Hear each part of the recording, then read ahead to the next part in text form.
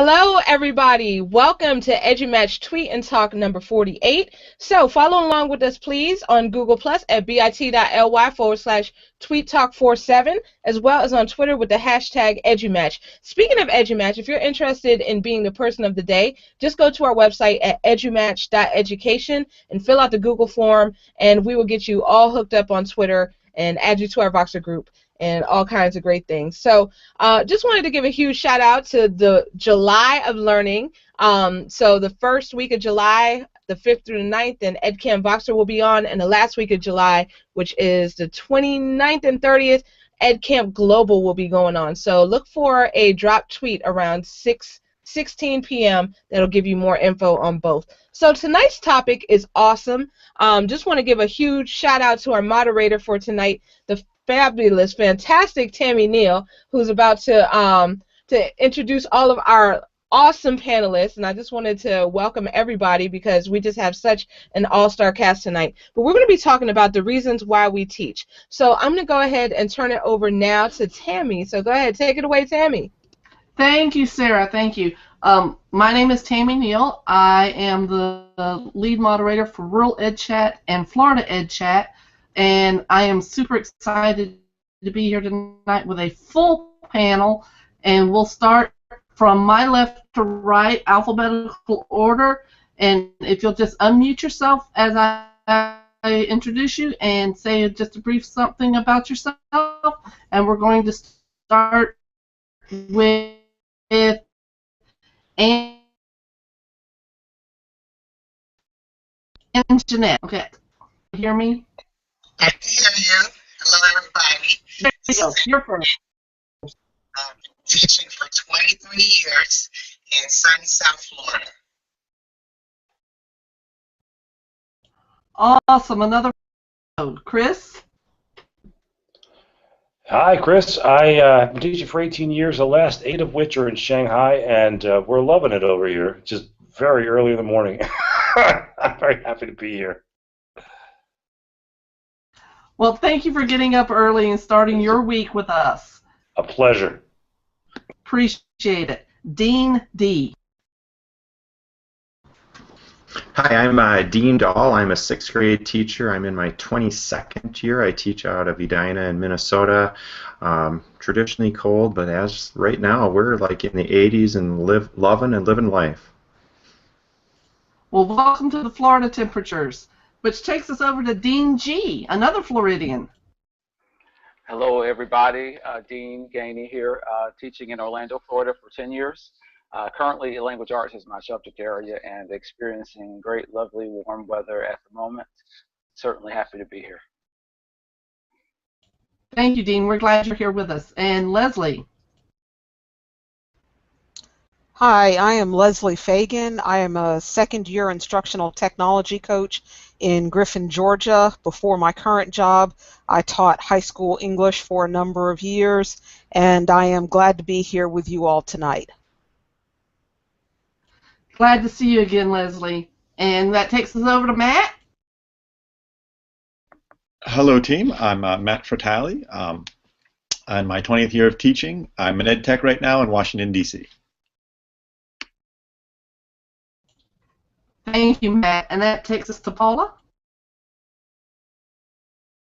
Myself. I'm Paula. I teach at the United Nations International School Kindergarten. I'm a DT design thinking coach, and I am the chair of a STEAM committee. Great to be here today. Thank you, thank you. And that leaves us, Sarah, do you want to tell us a little bit about your teaching history?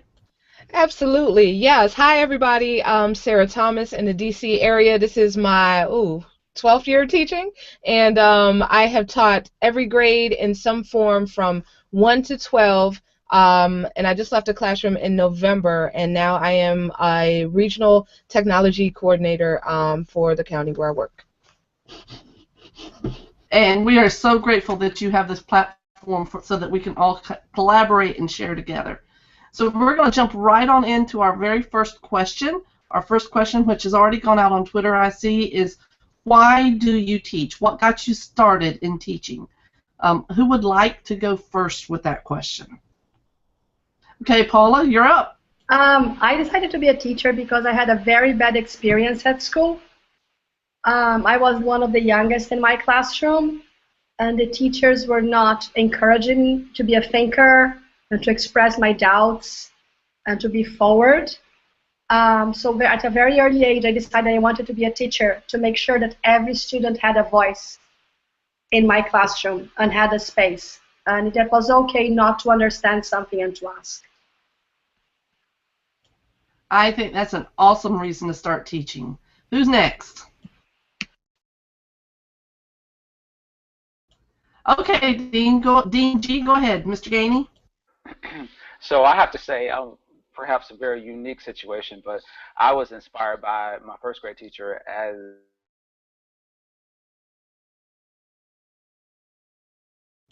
Ooh, I think we just accidentally lost him. When he jumps back in, we'll give him a chance to go again. Leslie. I became a teacher in a roundabout kind of way. This is actually my third career, but I think I was always led to be in the classroom. I loved going to school when I was a kid. I hated summer vacation. I made my younger brother play school with me. He didn't have a choice. So I was always doing something that related to education. And once I graduated from college, I volunteered to be a softball coach, and I did Girl Scouts and Boy Scouts. I've always liked working with children, and I just felt like the classroom was where I needed to be. So after my first two careers, I said, let me listen to the calling that I have, and I've been in the classroom. Well, up until 2 years ago, I was in the classroom, and I'm loving what I'm doing because I like working with the kids and giving them a voice and letting them know that there are people who care for them. That's awesome, Leslie. Dean Dahl, go ahead, and then we'll let Mr. Gainey jump back in after you. Okay, I'm down the same line. I had a challenging elementary time because I was very young and graduated when I was 17, and I had one teacher that just connected with me, and I trusted her, Mrs. Cowan, and I thought I want to do this. And then fast forward, I went into teaching to coach, and I became a teacher along the way. Awesome. Mr. Gainey. Hey there. So I was commenting on the fact that my particular first grade teacher was very inspiring, and I guess her demonstration of care and concern even as I was in first grade inspired me to do what I'm doing right now. And as I have to say, it's like I knew since then, and here I am today. That's awesome. I'm going to jump in real quick before Matt goes. I got a letter this week from my kindergarten teacher, who was the lady that inspired me. So I just want to give a shout out to Mrs. Turk. And Matt, you're up.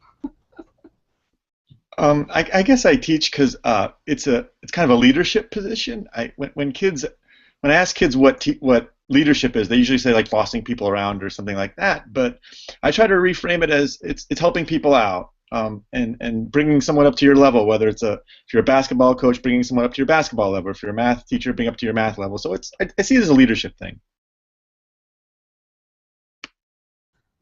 That's a unique way of looking at it. I appreciate that, Matt. We're going to move on to question 2. So those of you that didn't get a chance to answer question 1, we're going to jump in and let you start with question 2.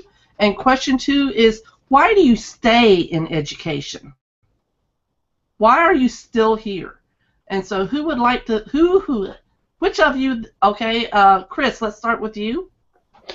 I'm still doing it for the same reason I started teaching, because I get a lot of satisfaction of working with people to achieve some kind of growth. All of life is relational, and fundamentally all good teaching is relational as well, right?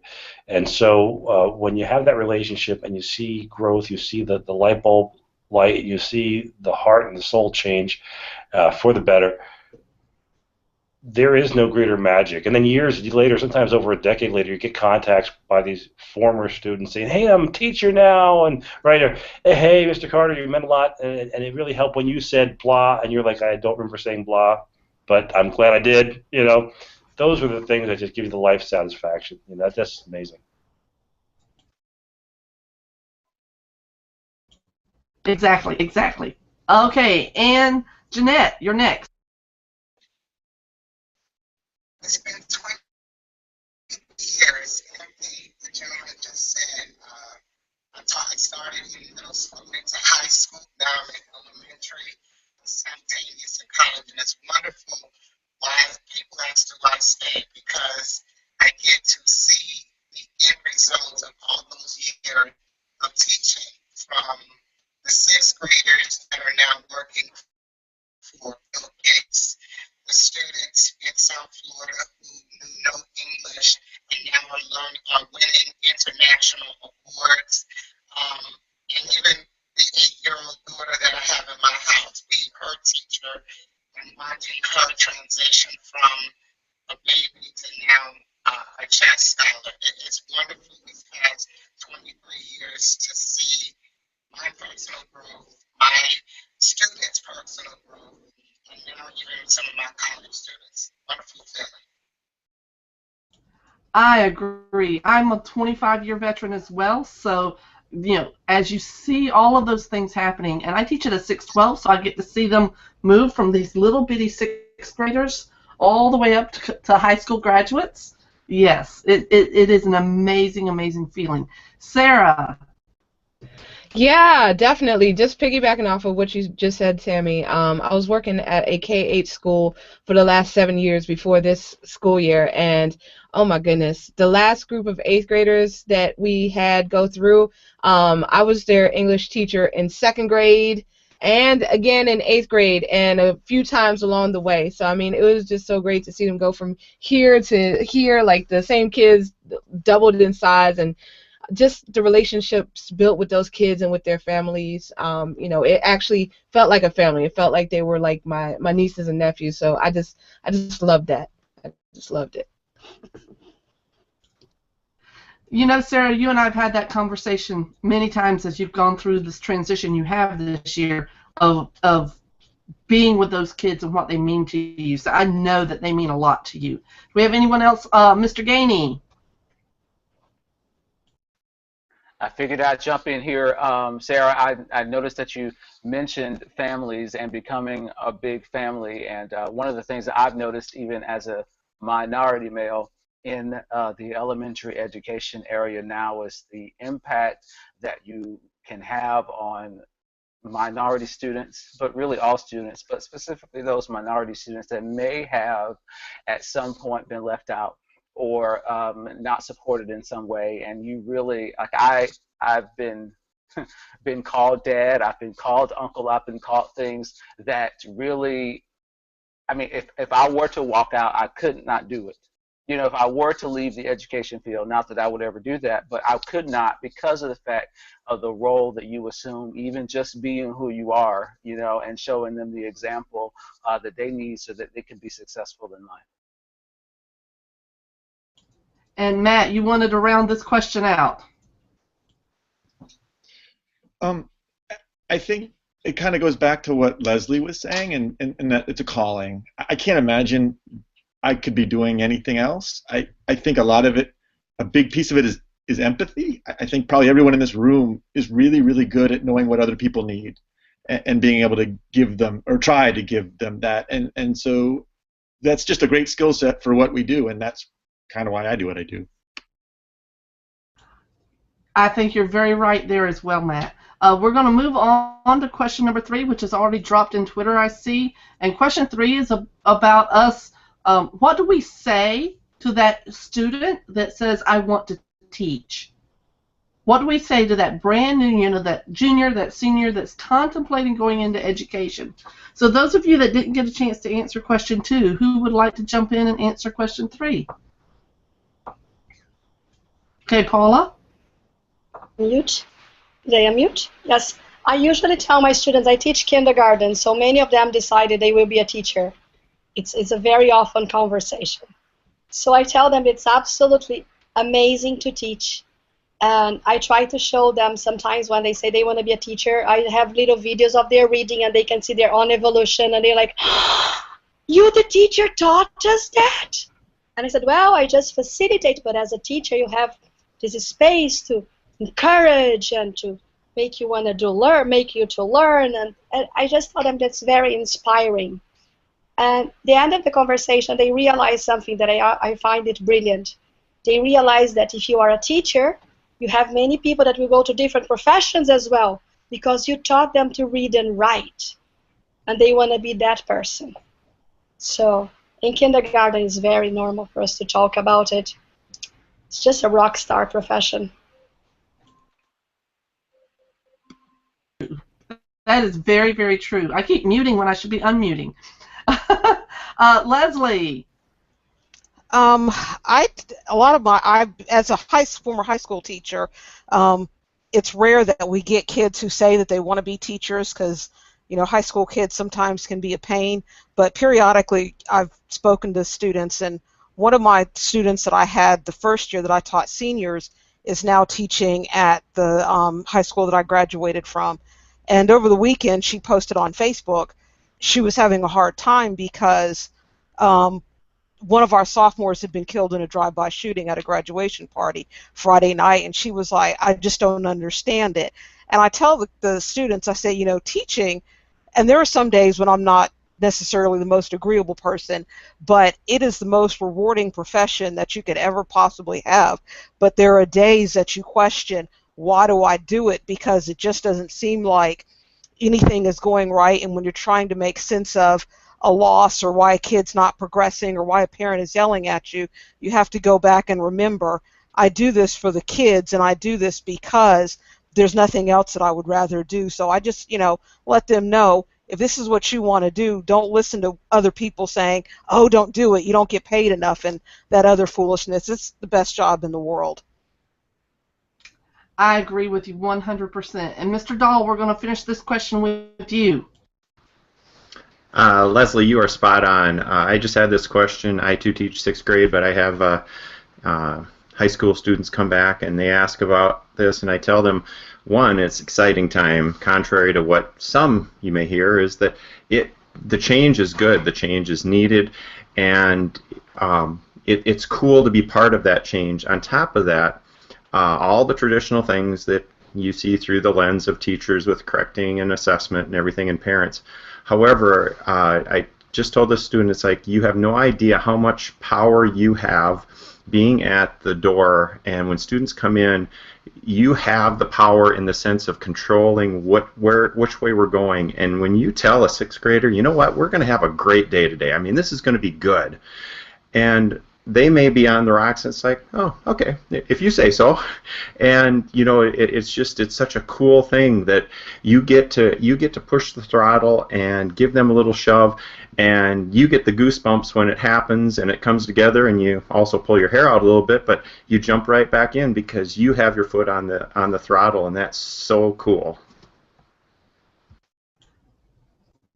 Exactly right. I don't think I could have put it better myself, Dean. So we're going to move right into question 4, which is already dropped in Twitter. Twitter's a little bit ahead of us, but that's okay.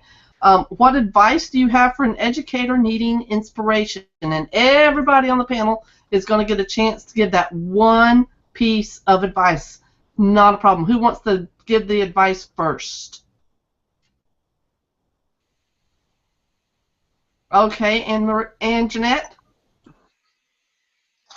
Best piece of advice, find a good mentor. Gotta find a good mentor who's still happy about teaching.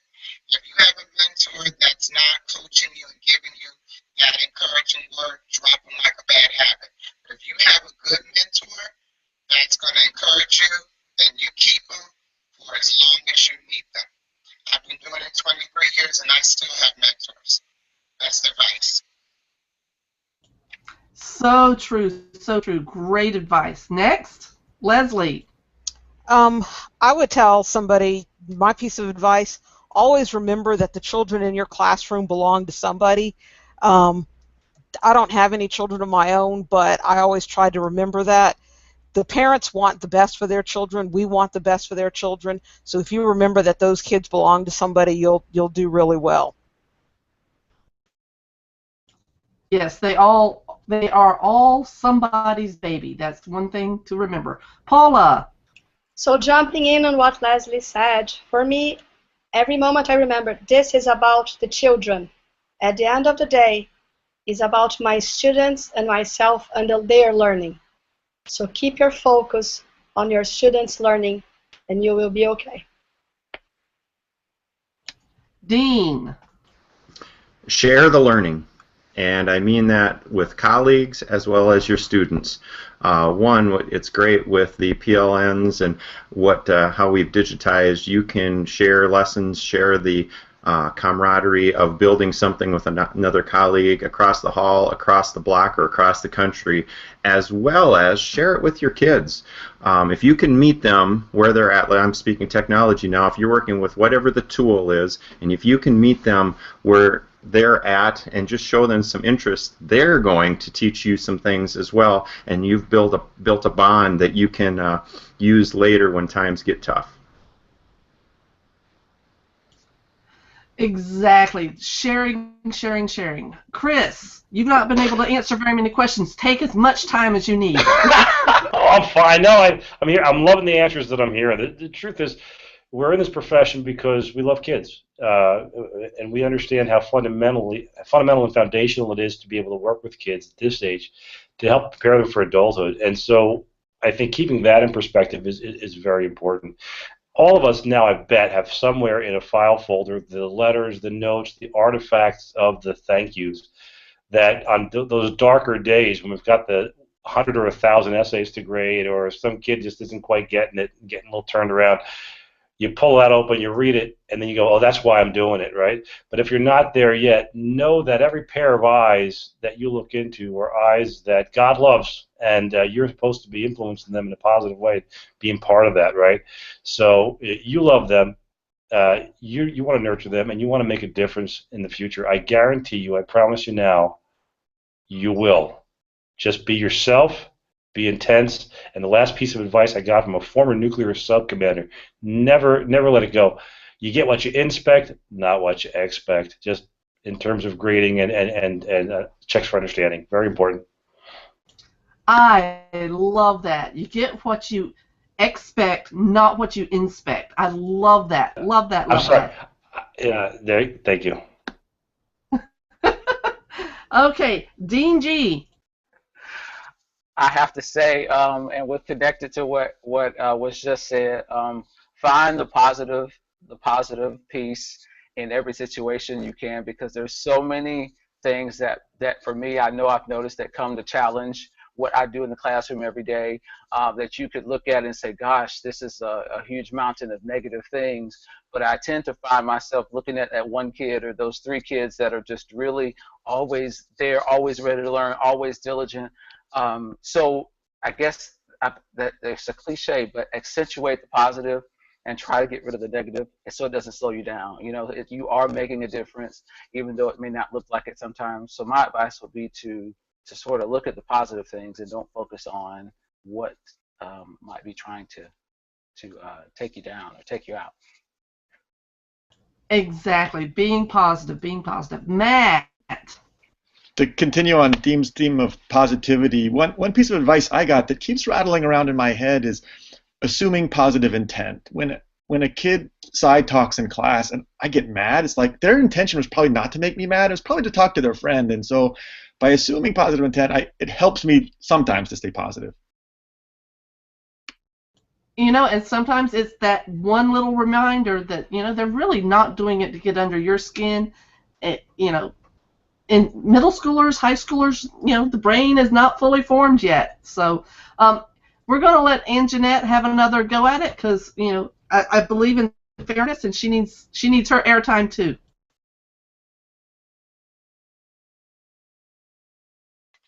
Let's try this again. Here we go.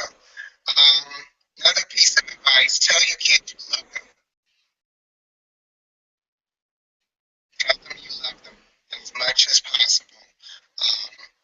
Learn that over the years. Just tell them you love them, tell them you care about them, and you have just watered some seeds of greatness. I couldn't agree any more than I do with that. Exactly. There are a lot of kids that we teach that don't ever actually get to hear those words outside of our classrooms, and that's a sad part of our reality. I'm about to turn it back over to Sarah. We have had a great discussion. This has been amazing. You guys rocked it, all of you on top of your mute buttons and everything. This has been an awesome, awesome conversation. I appreciate it so much. And you know what? I just want to say I wish I could be a student in each of your classrooms, because it's very clear that you care deeply about the kids that walk through your door. So, Sarah, we're going to turn it back over to you. All right, I just want to second that. Thank you so much, everyone, for your great ideas and your great insight. Thank you, Tammy, for moderating, and thank you to everyone who is participating on Twitter. So much great conversation going on, still going on. So definitely we're going to tweet out the collection courtesy of Participate Learning. There will also be an iTunes podcast, so look for that in the next few weeks. So next week, we are not going to have a Tweet and Talk because of the holiday. However, we will be back the following Sunday for a live EduMatch in action. So be sure to stick around for that. We're looking for panelists right now. So if you want to get matched up based on your educational interest, then just hop on over to bit.ly/TweetTalk48 and leave a comment saying panelist, and we will get you on there right away. We'd love to have anybody back who's here tonight, as well as the people who are tweeting. So definitely hope that everyone has a fantastic week. And again, thank you all so much for joining tonight. Right.